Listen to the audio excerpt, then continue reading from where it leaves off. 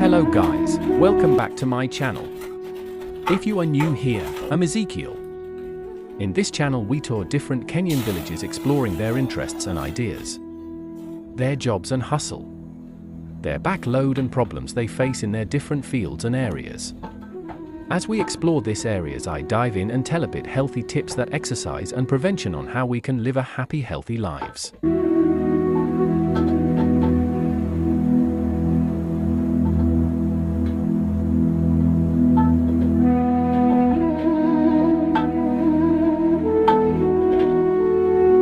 Please allow me to tell you something about your stomach. The primary function of the stomach is to mix consumed food with gastric juices, thereby beginning the complex process of digestion.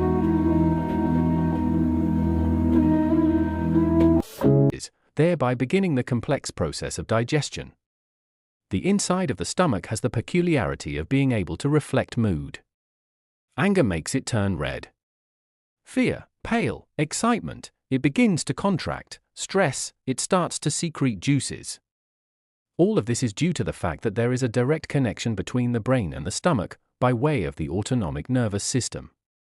Any anxiety or emotions affect stomach function. Because the stomach can break down and digest proteins, it is worthwhile to question why it does not digest itself, being that it is primarily made up of proteins. This does not occur in normal conditions, thanks to the stomach's true mucus barrier that wraps around it like a film and protects its inside from the acidy juices.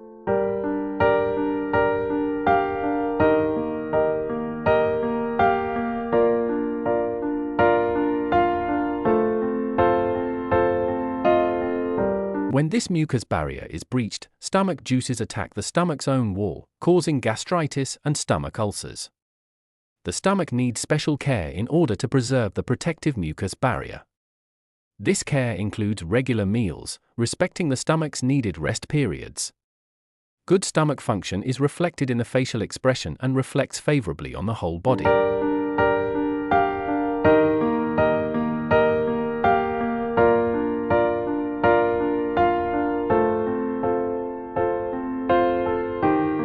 In addition to oxygen, glucose is the most important need of the brain.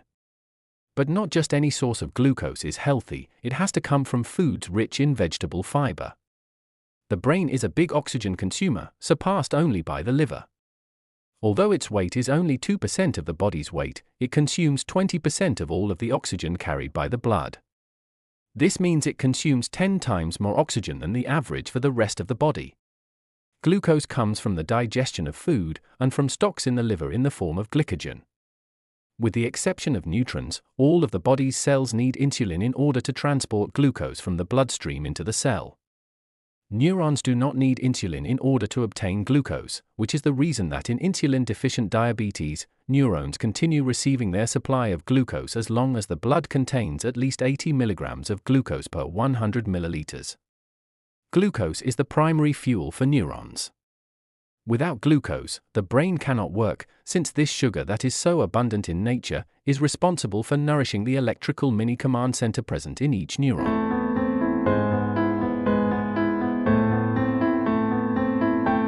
When you want to improve glucose supply to the brain, you should have a hearty breakfast. Breakfast including preferably whole grains, tubers such as potato, cassava, and the like, or legumes like in Mexico. This guarantees the glucose supply to the brain for the whole morning and improves school and work performance. You can boil with water, roast, or even dip fry according to your style and taste. Whole grains are rich in vegetable fiber, which regulates the release of glucose during digestion and allows its level to remain suitable in the blood. All of these foods have a low glycemic index, which that they do not raise the blood sugar very much after being consumed. Brain alone consumes 460 cal in 24 hours, a fifth of the 2,300 cal that the average adult consumes. All starches and sugars from food are eventually converted to glucose during digestion. However, glucose coming from healthy sources such as whole grains, tubers, or fruits that are high in fiber is not the same as when it comes from refined sweets or candy.